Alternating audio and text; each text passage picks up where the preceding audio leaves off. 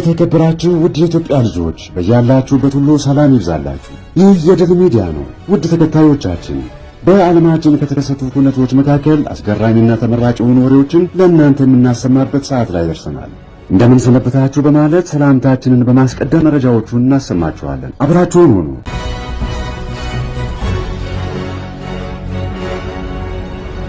ጠቅላይ ሚኒስትር ዶክተር አብይ አህመድ ነገ ከምክር ቤት አባላት ለሚነሱ ጥያቄዎች ምላሽ ይሰጣሉ ተባለ። ጠቅላይ ሚኒስትር አብይ አህመድ በነገው ዕለት በምክር ቤቱ በመገኘት ከምክር ቤቱ አባላት ለሚነሱ ጥያቄዎች ምላሽና ማብራሪያ ይሰጣሉ ተብሎ ይጠበቃል። በፌዴራል መንግስት የ2017 በጀት ዓመት የመጀመሪያ ግማሽ ዓመት የአፈጻጸም ሪፖርትን መነሻ በማድረግ ከምክር ቤት አባላት ለሚነሱ ጥያቄዎችና አስተያየቶች ጠቅላይ ሚኒስትሩ ምላሽና ማብራሪያ ይሰጣሉ ተብሎ ይጠበቃል።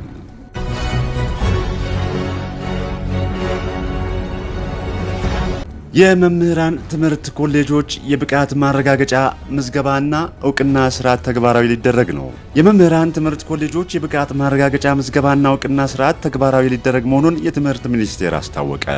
በትምህርት ስርዓቱ ላይ ያሉ ችግሮችን ለመፍታት ከቅድመ አንደኛ ደረጃ እስከ ከፍተኛ ትምህርት ድረስ የተለያዩ ሪፎርሞች ተግባራዊ እየተደረጉ መሆኑንም የትምህርት ሚኒስትሩ ፕሮፌሰር ብርሃኑ ነጋ ተናግረዋል። የሪፎርም ስራዎቹ ውጤታማ እንዲሆኑም መምህራን ላይ ልዩ ትኩረት ሰጥቶ መስራት እንደሚገባ አስገንዝበዋል። ለዚህም የመምህራን ትምህርት ኮሌጆች ጥራትና ብቃት ያላቸው መምህራንን በማፍራት ረገድ ተልዕኳቸውን በሚገባ እንዲወጡ ድጋፍ እየተደረገ እንደሚገኝ አንስተዋል። የትምህርት ሚኒስቴር በአጠቃላይ ትምህርት ልማት ዘርፍ ሚኒስትር ዴኤታ አየለች እሸቴ በበኩላቸው የትምህርት ጥራት በማረጋገጥ በኩል የመምህራን ማሰልጠኛ ኮሌጆችን ድርሻ የላቀ ነው ብለዋል። ቁና ተወዳዳሪ መምህራንን በማፍራት የትምህርት ጥራት ለማረጋገጥ የጋራ ርብርብ ማድረግ እንደሚገባ አመላክተዋል። በቀጣይ ኮሌጆቹ ምዝገባ በማድረግ የብቃት ማረጋገጫ እውቅና ተሰጥቷቸው የሚንቀሳቀሱበት ስርዓት ተግባራዊ እንደሚደረግ ገልጸዋል። የመምህራን ማሰልጠኛ ኮሌጆችን አስመልክቶ የተዘጋጀ የምክክር መድረክ እየተካሄደ ነው። በምክክር መድረኩ ላይ የክልሎች የትምህርት ቢሮ ኃላፊዎች፣ የመምህራን ኮሌጆች አመራሮች፣ የኢትዮጵያ መምህራን ማህበር አመራሮችና ሌሎች ባለድርሻ አካላት ተሳታፊ መሆናቸውን ከሚኒስቴር መስሪያ ቤቱ የተገኘው መረጃ ያሳያል።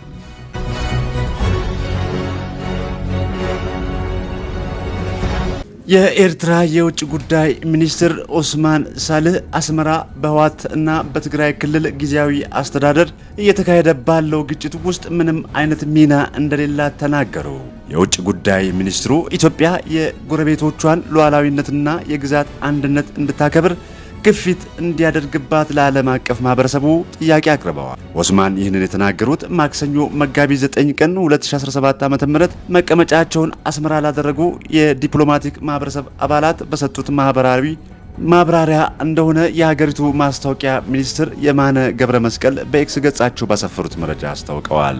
ማክሰኞ ጠዋት በኤርትራ የውጭ ጉዳይ ሚኒስቴር መስሪያ ቤት ማብራሪያ የተሰጣቸው የዲፕሎማቲክ ማህበረሰብ አባላት፣ አምባሳደሮችና የዲፕሎማቲክ ኮር አባላት እንዲሁም በሀገሪቱ እውቅና የተሰጣቸው የተባበሩት መንግስታት ድርጅት ተቋማት አመራሮች መሆናቸውን ማስታወቂያ ሚኒስትሩ የማነ ገልጸዋል። በትግራይ ክልል ጊዜያዊ አስተዳደር ፕሬዝዳንት ጌታቸው ረዳና በህወሓት ሊቀመንበር ደብረጽዮን ገብረ ሚካኤል የከረረ ውጥረት ተፈጥሯል። የኢትዮጵያ መንግስት ባለፈው ሳምንት አንደኛው የህወሓት ክንፍ የሀገሪቱ ተቀናቃኝ ከሆኑ የውጭ ኃይሎች ጋር ግንኙነትና ትብብር አለው በማለት መውቀሱ አይዘነጋም። የኤርትራ ውጭ ጉዳይ ሚኒስትር በሰጡት ማብራሪያ 3 ጉዳዮችን በዋናነት ማንሳታቸውን የማነ ተናግረዋል። የመጀመሪያዎቹ 2 ጉዳዮች በኤርትራ ላይ የቀረቡ ሐሰተኛ ክሶችን የሚመለከቱ እንደሆነ በማስታወቂያ ሚኒስትሩ መረጃ ላይ ሰፍሯል። በቀዳሚነት የተጠቀሰው ኤርትራ በኢትዮጵያ ጦርነት ለመክፈት እያደረገች ነው ስለሚለው ግምታዊ ክስ ነው። ሁለተኛው ክስ የፕሪቶሪያው ስምምነትን የተመለከተ እንደሆነ ተገልጿል። ማብራሪያ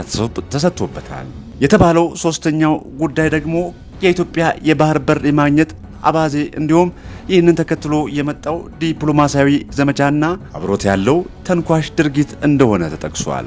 የኤርትራው የውጭ ጉዳይ ሚኒስትር ኦስማን ሳልህ ይህንን ማብራሪያ የሰጡት የኢትዮጵያ የውጭ ጉዳይ ሚኒስትር ጌዲዮን ጢሞቴዎስ ከትግራይ ክልል ጊዜያዊ አስተዳደር ርዕሰ መስተዳድር አቶ ጌታቸው ረዳ ጋር በመሆን በተመሳሳይ አዲስ አበባ ለሚገኙ ዲፕሎማቶች ማብራሪያ ከሰጡ ከቀናት በኋላ ነው። የውጭ ጉዳይ ሚኒስትሩ ጌዲዮንና ርዕሰ መስተዳድር አቶ ጌታቸው ባለፈው ሳምንት አርብ መጋቢት 5 2017 ዓ.ም የሰጡት ማብራሪያ በትግራይ ክልል በህወሓት አመራሮች መካከል ከተፈጠረው ቀውስ ጋር የተገናኘ ነበር።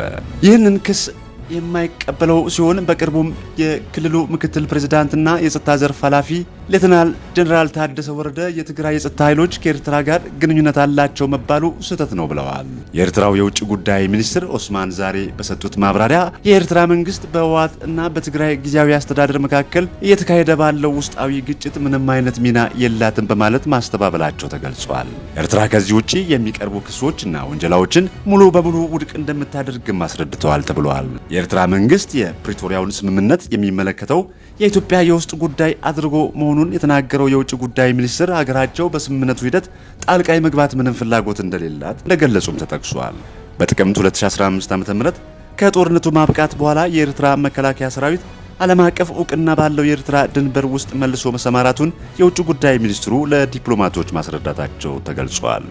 ኦስማን የኤርትራ መከላከያ ሰራዊት አሁንም በኢትዮጵያ ግዛት ውስጥ እንዳሉ የሚናገር ወይም የሚያመላክት ምንም አይነት ማንም አካል ይህንን የሚያደርገው ለኢትዮጵያ ውስጣዊ ችግሮች ኤርትራን ማምለጫ ለማድረግ ነው ሲሉ ተናግረዋል።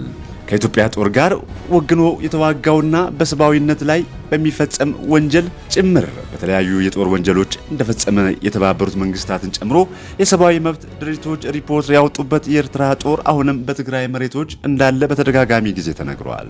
የፕሪቶሪያው ግጭትን በዘላቂነት የማቆም ስምምነት ከተፈረመ በኋላ የኤርትራ ወታደሮች በትግራይ ወሲባዊ ባርነት ግድያዎችንና ሌሎች ከባድ ጥሰቶች መፈጸማቸውን ዓለም አቀፍ የሰብአዊ መብት ተቆርቋሪ አምነስቲ ማስታወቁ ይታወሳል። እነዚህ ክሶች በኤርትራ ላይ የሚነዙት የኢትዮ ኤርትራ ድንበር ኮሚሽንን አሳሪና የመጨረሻ ውሳኔ ገና ከጅምሩ ውድቅ ካደረጉና የተቃወመው ከቀጠሉ የቀድሞ የህወሓት አባላት እንደሆነ ኦስማን ተናግረዋል ተብሏል። እነዚህ አካላት በኤርትራ የስርዓት ለውጥ እንዲደረግ ሲሰሩ የነበሩና ያልተሳካላቸው እንደሆነም በጠቀሱት በመረጃ ላይ ሰፍሯል።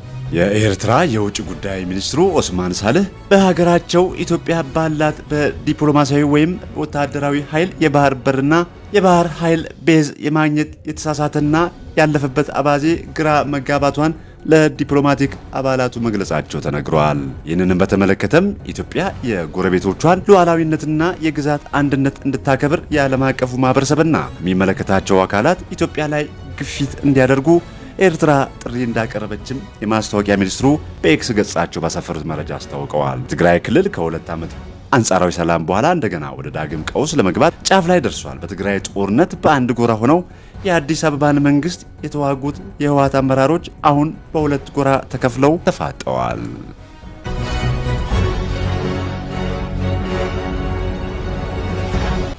ፕሬዝዳንት ቭላዲሚር ፑቲን በፍጥነት ተግባራዊ ይደረግ የተባለውን የተኩስ አቁም ስምምነት አልቀበልም ብለው ነገር ግን የዩክሬንን የኃይል ማመንጫዎች ላለመምታት ቃል ገቡ። ፑቲን ይህንን ያሉት ከአሜሪካው አቻቸው ዶናልድ ትራምፕ ጋር ካደረጉት የስልክ ልውውጥ በኋላ ነው። የሩሲያው መሪ ለአንድ ወር የሚቆይ የተባለውን ሁሉን አቀፍ የተኩስ አቁም ስምምነት ውድቅ አድርገውታል። ይህ የተኩስ አቁም ስምምነት በቅርቡ የአሜሪካና የዩክሬን ባለስልጣናት በሳውዲ አረቢያ ያረቀቁት ነበረ። ፑቲን እንዳሉት ይህ ሁሉን አቀፍ የተኩስ አቁም ሊሰራ የሚችለው የውጭ ኃይሎች ለዩክሬን የሚያደርጉት የመሳሪያና የመረጃ አቅርቦት ካቆሙ ብቻ ነው ብለዋል። የዩክሬን አጋር የሆኑ አውሮፓውያኑ ሀገራት ከዚህ ቀደም ይህን የፑቲን ቅድመ ሁኔታ እንደማይቀበሉት አስታውቀው ነበረ። በሳውዲ መዲና ጅዳ በዩክሬን ጉዳይ የሚደረገው ንግግር እንደሚቀጥል በመካከለኛው ምስራቅ የአሜሪካ ልዑክ የሆኑት ስቲቭ ዊትኮፍ ተናግረዋል። ሩሲያ ከ6 ወራት በፊት በዩክሬን ቁጥጥር ስር ውሎ የነበረውን የኩርኩስ ግዛት በቅርቡ ባካሄደችው ዘመቻ ማስለቀቅ ችላለች። ማክሰኞ ዕለት ትራምፕና ፑቲን ካደረጉት የስልክ ልውውጥ በኋላ አሜሪካ ባለፈው ሳምንት ስታሳይ የነበረውን አቋም የለወጠች ይመስላል። ነገር ግን ሁለቱ መሪዎች ጦርነቱን ለመግታት ተጨማሪ ንግግሮች እንደሚሹ መስማማታቸው ተሰምቷል። ባለፈው ሳምንት ማክሰኞ ጅዳ የተገኙት የአሜሪካ ልዑካን የዩክሬን ባለስልጣናት በፍጥነት ተግባራዊ የሚደረግ ያሉትን የ30 ቀናት የተኩስ አቁም ስምምነት እንዲፈርሙ ማሳመናቸው ይታወሳል። ፕሬዝዳንት ቮሎዲሚር ዜሌንስኪ ለኦፊሴላዊ ጉብኝት ወደ ፊንላንድ መዲና ሄልሲንኪ ያቀኑ ሲሆን ዩክሬን የኃይል አማራጮችን ያካተተ የተኩስ አቁም ስምምነት ለማድረግ ዝግጁ መሆኗን የተናገረው ነገር ግን ተጨማሪ መረጃዎችን እንደሚፈልጉ አስታውቀው ነበር። ዜሌንስኪ ከሰሞኑ በዩክሬን የድሮን ናዳ እያወረዱ ያሉት ፑቲን የተኩስ አቁም ማድረግ አይፈልጉም ሲሉ ወቅሰዋል። ከሰሞኑ ሩሲያ ባካሄደችው የድሮን ጥቃት ኢላማ የተደረጉት መካከል ሱሚ የሚገኝ ሆስፒታልና በስሎቪያንስኪ የሚገኙ የኃይል ማመንጫዎች ይገኙበታል። በሚያሳዝን ሁኔታ ኢላማ የተደረጉ ቦታዎች አሉ። በተለይ ደግሞ ለሰላማዊ ዜጋ ጥቅም ላይ የሚውሉ መሰረተ ልማቶች። ዛሬ ፑቲን የተኩስ አቁም ስምምነቱን እንደማይቀበሉት ተናግረዋል ሲሉ ዜሌንስኪ በኤክስ ገጻቸው ጽፈዋል። በአሜሪካው ፕሬዝዳንት ዶናልድ ትራምፕ ደግሞ ከፑቲን ጋር የነበራቸው የስልክ ልውውጥ በጣም መልካምና ውጤታማ እንደነበር ጽፈው ለጊዜው የኃይል ማመንጫዎች ላይ ጥቃት እንዳይሰነዝሩ ከስምምነት እንደተደረሰ፣ በቀጣይ ደግሞ የተኩስ አቁም ስምምነት ለማድረግ ውይይት እንደሚቀጥል ጽፈዋል። 80 በመቶ የሚሆኑት የዩክሬን የኃይል ማመንጫ መሰረተ ልማቶች በሩሲያ የቦምብ ጥቃቶች መውደማቸውን ዜሌንስኪ ባሳለፈው መስከረም መናገራቸው ይታወሳል።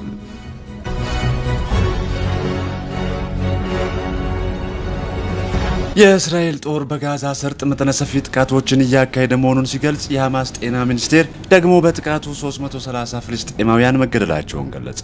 የእስራኤል መከላከያ ኃይል የሐማስ የሆኑ የሽብር ኢላማዎች ላይ ማነጣጠሩንም ገልጿል። በጥቃቱ የጋዛ ሰርጥ አገር ውስጥ ጉዳዮች ሚኒስቴር የሆኑት የሐማስ ከፍተኛ የደህንነት ባለስልጣን መሐሙድ አቡ ዋፋ መገደላቸው ተነግረዋል። እንደ አውሮፓውያን አቆጣጠር ጥር 19 በእስራኤልና በሐማስ መካከል የተኩስ አቁም ስምምነት ከተደረገ በኋላ ይህ ከፍተኛው የአየር ድብደባ ነው ተብሏል። የጋዛን የተኩስ አቁም ስምምነት ለማራዘም በተደረገው ውይይት ከስምምነት ላይ መደረስ ሳይቻል ቀርቷል ተብሏል። በርካታ ፍልስጤማውያንን በረመዳን ጾም ላይ ባሉበት በዚህ ወቅት በተደረገው የዚህ የአየር ድብደባ በጋዛ ከፍተኛ ፍንዳታ መሰማቱን የአይን ምስክሮች ተናግረዋል። እንደ አይን ምስክሮች ገለጻ ከሆነ ከ20 በላይ የእስራኤል ጦር አውሮፕላኖች ተመልክተዋል። እዚያም አውሮፕላኖቹ በጋዛ ከተማ ራፋ፣ ካን ዩኒስ ኢላማዎቻቸውን ላይ ቦምብ ማዝነብ መጀመራቸው ተገልጿል። ከ400 በላይ ፍልስጤማውያን መገደላቸውን ሪፖርት የተደረገበት የጋዛ ጥቃት ገና የመጀመሪያው እንደሆነ የእስራኤል ጠቅላይ ሚኒስትር ቤንያሚን ኔታንያሁ ተናገሩ። እስራኤል በጋዛ ሰርጥ በሐማስ ላይ ውጊያዋን በሙሉ ኃይል ጀምራለች ሲሉ ኔታንያሁ ተናግረዋል። ጥር ወር ላይ የደረሰበት የጋዛ የተኩስ አቁም ስምምነት በኋላ እስራኤል የፈጸመችው ከባዱ የአየር ጥቃት ነው ተብሏል። ጥቃቱ በተፈጸመበት ወቅት በርካቶች ለረመዳን ጾም የቀኑን የመጨረሻ ምግባቸውን እየበሉ እንደነበረ የአይን እማኞች ተናግረዋል። በቦታው አስክሬኖች ወዳድቀዋል። የቆሰሉ ሰዎች ሕክምና ለማግኘት እየተማጸኑ እንዲሁም እሳት ተቀጣጥሎ የነበረ ሲሆን ሁኔታውንም አሰቃቂ ብለውታል። ኔታንያሁ በቪዲዮ ባስተላለፉት መልእክት ድርድሩ የሚቀጥለው በእሳት ውስጥ ብቻ ነው፣ ይህም ገና ጅምር ነው ሲሉ አስጠንቅቀዋል። የጠቅላይ ሚኒስትሩ አስተያየት የተሰማውን የእስራኤል ጦር በጋዛ የሐማስ ይዞታዎች ላይ ከፍተኛ የአየር ጥቃት ከከፈተ በኋላ ነው። የጋዛ ጤና ሚኒስቴር በዚህ ጥቃት ከ400 በላይ ሰዎች መገደላቸውን እንዲሁም በመቶዎች የሚቆጠሩ መቁሰላቸውን አስታውቀዋል። ላህያ፣ ራፋ፣ ኑሴይራት፣ አልማዋሲ ላይ እስራኤል የፈጸመቻቸው የአየር ጥቃቶች ከጥር ጀምሮ የነበረውን አንጻራዊ ሰላም ያደፈረሱ ሲሆን ሆስፒታሎችም በድጋሚ በቆሰሉ ፍልስጤማውያን ተሞልተዋል። የተኩስ አቁሙ አሸማጋይ የሆነችው ግብጽ ይህንን የእስራኤል ጥቃት በጽኑ አውግዛለች። የአየር ጥቃቶቹ በተኩስ አቁም ስምምነቱ ላይ የተፈጸመ ዓይን ያወጣ ጥሰት ነው፣ እንዲሁም በአደገኛ መልኩ እያገረሸ መሆኑንም ማሳያ ነው ሲሉ የሀገሪቱ የውጭ ጉዳይ ሚኒስቴር ቃል አቀባይ ታሚም ካሊፍ ተናግረዋል። ጦርነቱ እንደገና በመጀመሩ በጣም ደነገጥኩ፣ ነገር ግን በተመሳሳይ ወቅት ከእስራኤል የምጠብቀው ይህንን ነው ሲል የጃባሊያ አልባላድ ነዋሪ የሆነው ሀኤል ለቢቢሲ አረብኛ ተናግረዋል። እንደ አንድ ዜጋ ደክሞኛል፣ 1 ዓመት ተኩል በቅቶናል፣ በቂ ነው ሲል አክለዋል። የጋዛ የተኩስ አቁም ስምምነት የመጀመሪያው ምዕራፍ ከ2 ሳምንት በፊት ተጠናቋል። እስራኤል የመጀመሪያው ምዕራፍ የተኩስ አቁም ስምምነትን መራዘምን ሐማስ እንዲቀበል ትፈልጋለች። ሐማስ በበኩሉ ሁሉም ታጋቾች እንዲለቀቁ እንዲሁም የእስራኤል ጦር ከጋዛ ሙሉ በሙሉ እንዲወጣና ዘላቂ መረጋጋትን ማምጣት ያለመ ሁለተኛው ምዕራፍ ተግባራዊ ይሁን እያለ ነው። ሆኖም እስራኤልና አሜሪካ ስምምነቱን በመቀየር አንደኛው ምዕራፍ እንዲራዘምና ታጋቾች እንዲለቀቁ ለማድረግ እየሞከሩ ነው። ይህም ማለት የእስራኤል ጦር ከጋዛ ሙሉ በሙሉ መውጣትን እንዲሁም ዘላቂ የተኩስ አቁም የሚያዘገየው ይሆናል ተብሏል። ነገር ግን በአሜሪካ በኳታርና ግብጽ አሸማጋይነት የተለወጠውን ስምምነት ተቀባይነት እንደሌለው የገለጹት ሐማስ ውድቅ አድርገውታል። እስራኤል በተጨማሪም ባለፈው ሳምንት በመላው ጋዛ ሰርጥ የኤሌክትሪክ ኃይል አቅርቦት እንዲቋረጥ ትዕዛዝ ሰጥታለች። የሀገሪቱ የኃይል ሚኒስቴር ሐማስ ቀሪ ታጋቾችን እንዲለቅ ጫና ለመፍጠር በሚል ይህ እርምጃ እንደተወሰደ ገልጸዋል። ሚኒስቴሩ ኤሊሆን ይህንንም ያስተላለፉት እስራኤል ከ2 ሚሊዮን በላይ ሕዝብ በሚኖርባት ጋዛ ማንኛውንም የእርዳታ አቅርቦት ካቋረጠች ከ1 ሳምንት በኋላ ነው። ሐማስ መስከረም መጨረሻ ላይ በፈጸመው ጥቃት 1200 ሰዎች የተገደሉ ሲሆኑ 253 ሰዎች ታግተው መወሰዳቸው ይታወሳል። እስራኤል በጋዛ ውስጥ በፈጸመችው ጥቃት ከ48189 በላይ ፍልስጤማውያን መገደላቸውን ከጋዛ የጤና ሚኒስቴር የተገኘው መረጃ ያሳያል። ከነዚህም ውስጥ አብዛኞቹ ሴቶችና ሕጻናት መሆናቸውንም በሐማስ አስተዳደር ስር ካለው የጤና ሚኒስቴር የወጣው መረጃ አመላክቷል። እስራኤል በጋዛ በፈጸመችው የተቀናጀና የማያባራ ጥቃት 2/3 የጋዛ ህንፃዎች መውደማቸውን የተባበሩት መንግስታት ድርጅት አስታውቋል።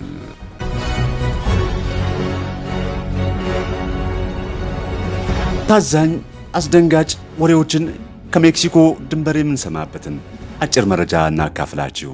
የተቃጠሉ አጥንቶች፣ ጫማዎች፣ ቦርሳዎች፣ ልብሶችና የስንብት ደብዳቤዎች አሰሳ ላይ የተሰማሩ ተሟጋቾች ከውንብድና ጋር በተያያዘ አመጽ የጠፉ ሰዎችን ሲያፈላልጉ የደረሱባቸው አስደንጋጭ ግኝቶች ናቸው።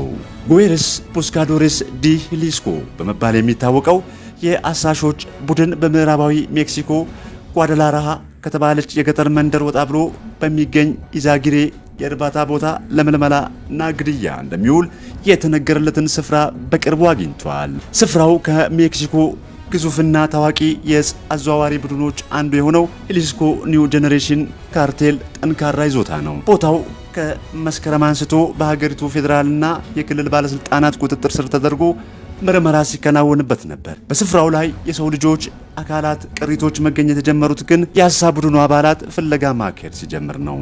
ኑዌሬስ ቡስካዶሬስ ዲ ሂሊስኮ ቃል አቀባይ ኢንዲራ ነቫሮ ከዚህ ቀደም የአደንዛዥ እጽ ማከማቻ ወደሆኑ ቤቶች ገብተን እናውቃለን፣ ለስልጠናና ለግድያ የሚውል ስፍራ ግን አናውቅም ስትል ለኤኤኤፍፒ የዜና ወኪል ተናግራለች። እንደ አውሮፓውያን አቆጣጠር በ2015 በሶኖራ ግዛት የጠፋውን ወንድሟን ሄሱስ ሄርናን ናቫሮ ስታፈላልግ የከረመችው ኢንዲራ ስፍራውን ያገኘው ብዛት ያላቸው ማንነታቸው ካልታወቁ ሰዎች የሚመጡ ጥሪዎች ስለደረሱን ነው። እናም በመቃብር ውስጥ የተቃጠሉ የሰው ልጅ አካላት ቅሪቶችን አገኘን ብላለች። የሂሊስኮ አቃቢ ሕግ ቢሮ ለቢቢሲ እንደገለጸው በስፍራው ላይ የአጽ ቅሪቶች የተገኙ ሲሆን ከነዚህ ውስጥ የተወሰኑት የተቃጠሎ ምልክት ተገኝቶባቸዋል። የሟቾች ቁጥር ምን ያህል እንደሆነ ግን እስካሁን አልታወቀም። በመቶዎች የሚቆጠሩ ጫማዎች፣ ልብሶችና ቦርሳዎች መገኘት ግን ስፍራው በርካታ ግድያዎች የተፈጸሙበት ሊሆን ይችላል የሚል ፍርሃትን ፈጥሯል።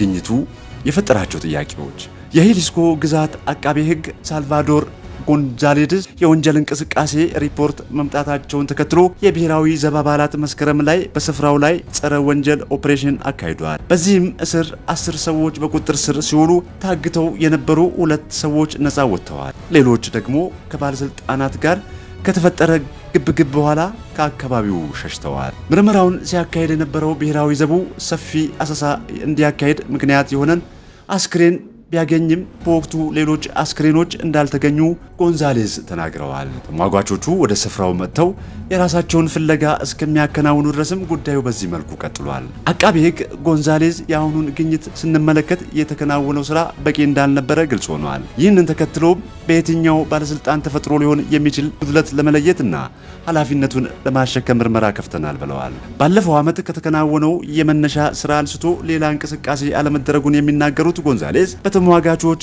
የተገኙት የሰውነት አካል ቅሪቶች የቅርብ ጊዜ ተጎጂዎች ሊሆኑ የሚችሉበት እድል አነስተኛ መሆኑን ጠቁመዋል። የሜክሲኮ ፕሬዝዳንት ክላውዲያ ሼንባውም የምርመራ ስራውን የሀገሪቱ ብሔራዊ አቃቤ ሕግ እንዲይዘው አዘዋል።